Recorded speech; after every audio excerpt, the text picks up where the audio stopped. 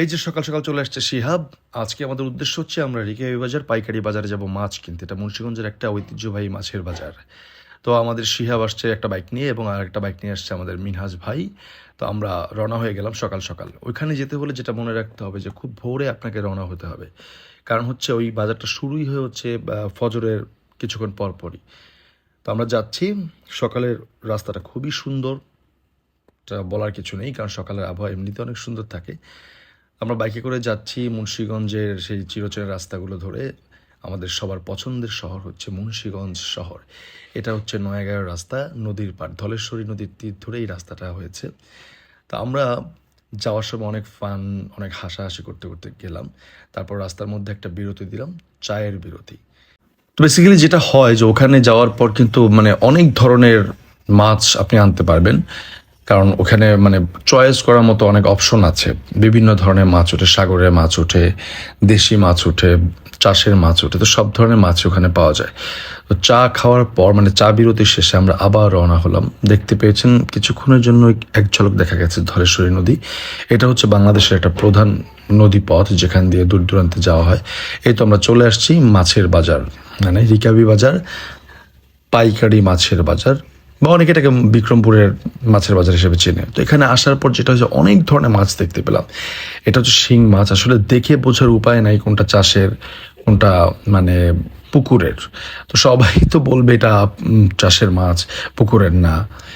তো ইলিশ মাছের দাম ছিল অনেক বেশি।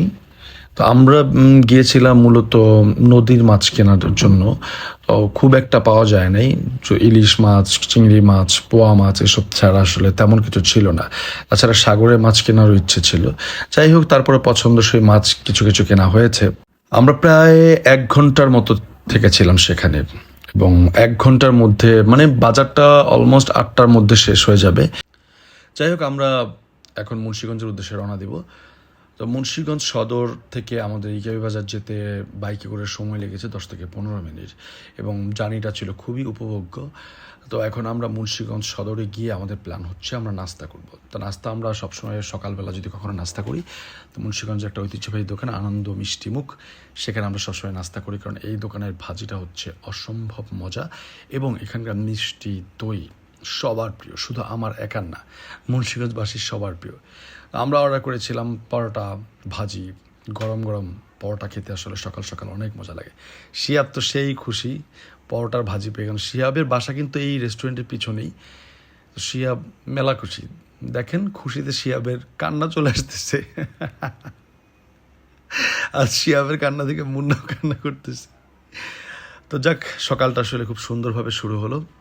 নাস্তা খাওয়া শেষ, নাস্তা করা শেষ। এখন আমরা, যেহেতু মাছ দেরি করা যাবে না, তাই যে যার বাড়িতে চলে গেলাম, এই প্ল্যান করে যে আবার দুপুরে আমরা সবাই বের হবো, যেহেতু আজকে সরকারি বন্ধের দিন। সবাই ভালো থাকবেন, সবার সারাটা দিন ভালো কাটুক।